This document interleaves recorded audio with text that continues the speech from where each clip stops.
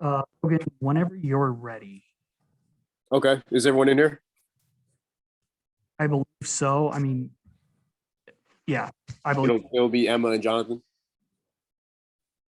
Yeah, Gordon, are you getting on right now? Gordon Brunskill's here too. I'll signal him if he, Okay. Hop in and might ask a question.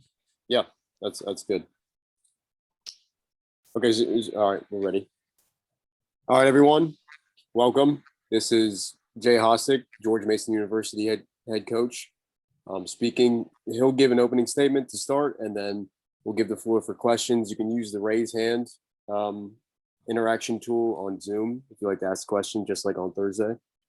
Jay, if you'd like to start, you're welcome to. Yeah. First and foremost, I want to thank Penn State for hosting a fantastic EIVA championship weekend. It's not easy dealing with all the COVID stuff, and I'm sure that there was a lot of different things going on this year than they've been used to in years past. So I just want to give everybody there a real huge thanks, and they took great care of us, and always appreciate coming here. Secondly, I want to say congratulations to Penn State. That was a display of a couple of guys that were determined to lead their team to victory, and they haven't been very much different the entire year. We just didn't have the answer tonight to slow them down. Brett Wildman and Cal Fisher are two very, very good players for obvious reasons. And we thought we did some things to adjust, but unfortunately we just didn't have the answers for them all the time. But I gotta be absolutely 100% proud of my guys. They never said die. They came in with a game plan. We had one of our starting middle blockers out, who was also a senior with all the other guys. And I know it irritated him, and he was very disappointed he couldn't play, but he never gave up on the team, and he was always there supporting him from the sidelines. And Brad Cream will always be remembered as an unselfish player. He could have gone tonight, but he knew that his percentage of what he would go in at would not be better than maybe another guy coming in for him. So I'm proud of a kid that unselfishly decided to step aside his last collegiate match and let somebody else, a freshman, come in and be the one that would take over. But my guys fought tooth and nail that third set. There was a lot of opportunities that Penn State had to close it out, and my guys just refused to let it go that easy. I thought maybe we had a chance in game 4 to steal that one away. I told my guys in the timeout that, Wildman was starting to cramp up, if you can see. And if we can go on to game 5, I liked our chances an awful lot. I didn't know if he was going to be able to hang on that long. And for sure, I didn't want anybody to ever be injured and to win that way. But when you got a guy that's beating the snot out of it, and we can slow him down just a little bit because he can't jump as high as he used to, that could have gone in our favor. But, they took care of business in game 4. But I'm real proud of my guys. They represented Mason Nation really well. And for us to make it to the finals this year, we didn't have any COVID positive cases, which is also awesome. And making it to the finals of the EIVA is not an easy task anymore. So we're real proud of the accomplishment of getting here this year. Thanks, Jay. Jonathan, I see you have your hand raised. Would you like to ask a question? Coach Hossack, I hate to ask you right after this match, but what will the legacy of this senior class be? Yeah, no, that's a great question, Jonathan.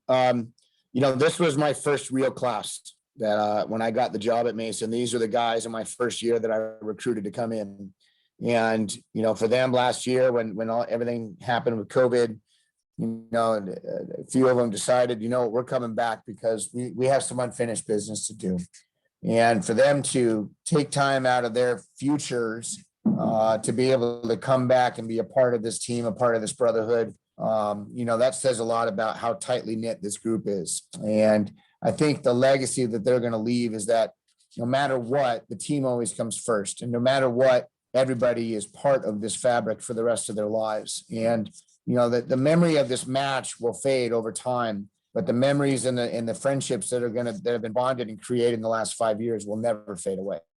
And I think that is what the lasting legacy will be. If you watched it, there was a lot of freshmen there tonight that were also crying because they knew that they were losing guys that they looked up to and guys that they considered their big brothers. And that's that's pretty tough. So I think that's what their legacy will be, Jonathan.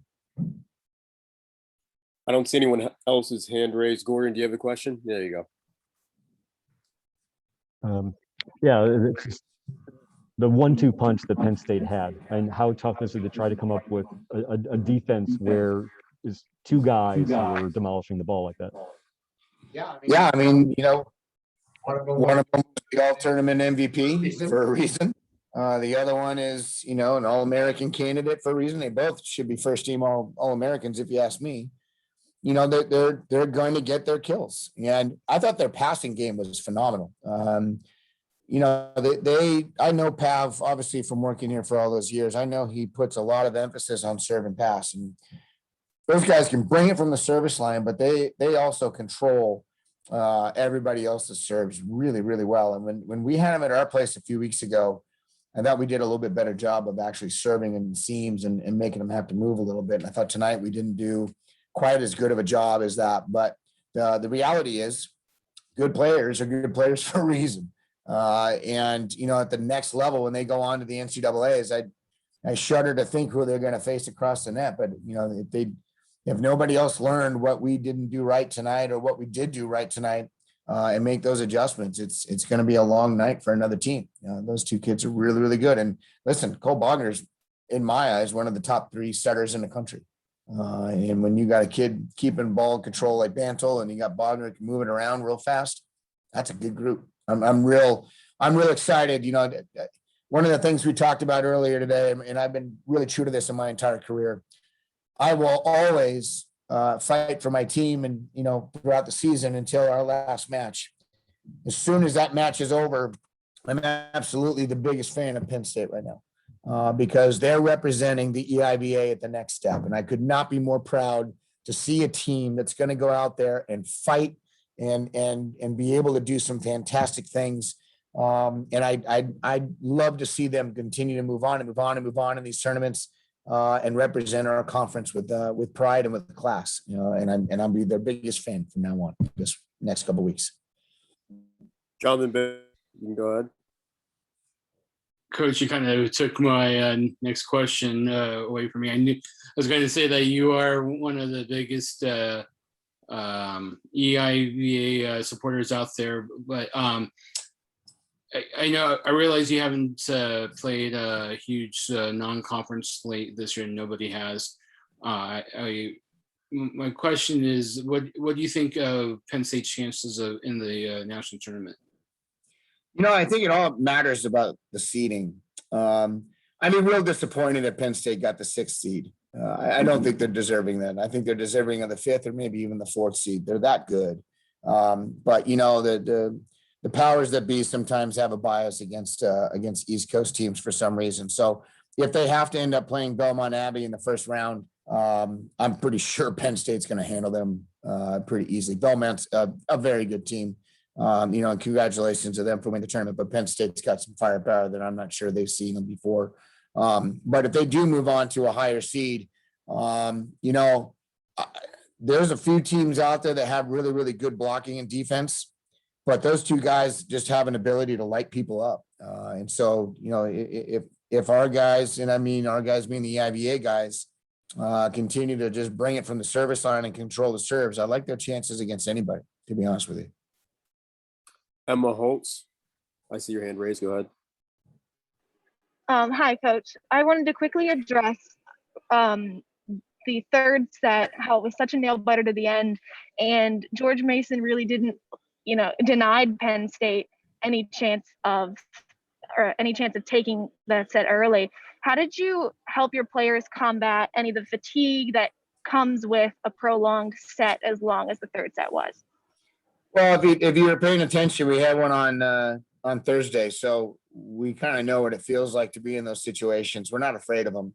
We talk all the time in our gym about, we like getting in fights. And by that, I mean, we enjoy the battle. We like getting after it with people and coming out bloody and dirty and sweaty and all that stuff. And, it's all metaphors, but the reality is we just like to fight. And when you get in those tight situations, some teams get a little bit tense. And our guys have been through that their entire career. So it's not really anything new to them. So I'll be honest with you. I didn't really have to say anything. They knew what they had to take care of. I just wish it could have been a little bit quicker. We had a couple of opportunities that slipped through our hands, but nonetheless, we still showed that we got a lot of heart, and I think that's what I care about the most. Vinny, I see you have a question. Go ahead. Yeah, Coach, forgive me, I was a couple minutes late, so if this question's already been asked, apologies. But can you just talk about the heart that Brad Kramer showed in this tournament, literally playing the match in an arm sling? Yeah. Brad is, we had a little team dinner last night, and we had some time to talk about, all the years that they've been with the program and all the things that they've done. And I talked about each one of the seniors, and the word that I had for Brad was unselfish. If you watched his career, we recruited Brad as a middle blocker. He came in as a middle blocker, and immediately we put him to the opposite position, and then we put him to the outside position. And then he tried to redshirt a year, and we needed him late in the year when we made that long run in 2018 against NJIT, and he came up for one match and burned his redshirt year, redshirted the next year, and then came in this year as a middle blocker again. And there was a moment where we thought maybe we might have to move him to the outside again. We were pretty deep at the beginning of the year, but we had some injuries in the snap. Brad has never questioned any decision I've ever made. Brad has never questioned what's best for the team.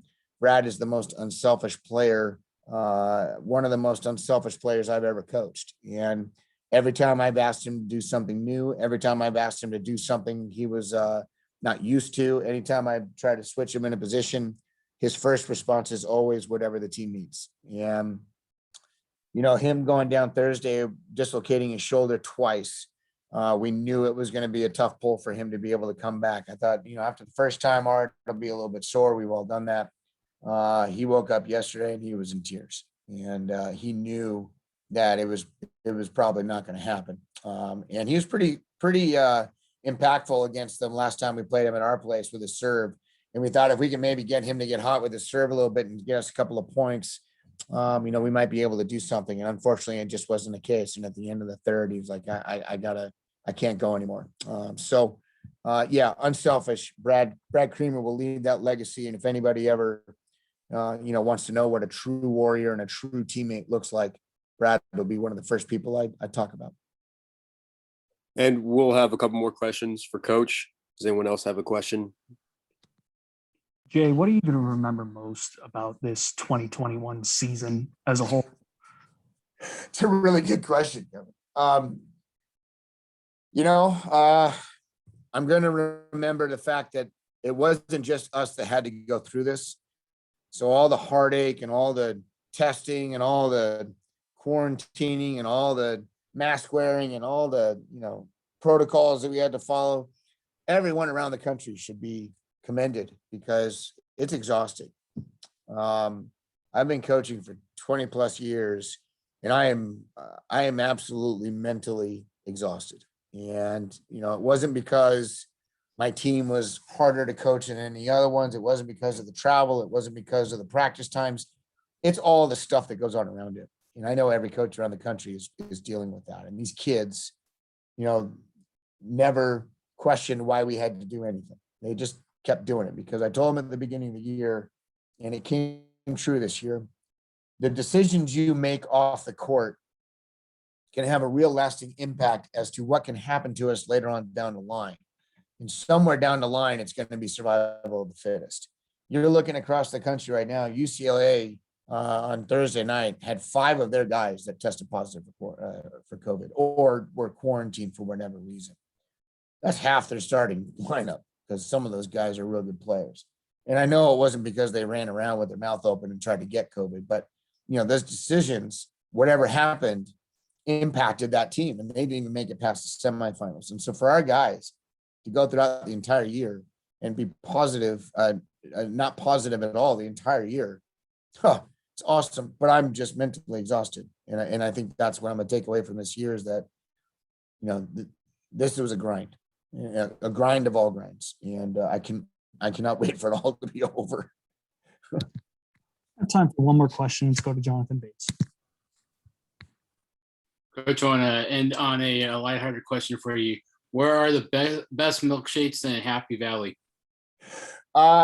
There's two places that I recommend. Champs is one of my favorites, and the Happy Valley Brewing Company is pretty darn nice. You know, I wish I could have a few milkshakes with my seniors right now. It'd be kind of nice to celebrate their entire careers, but I'm sure I'll get a chance to do that after they graduate. So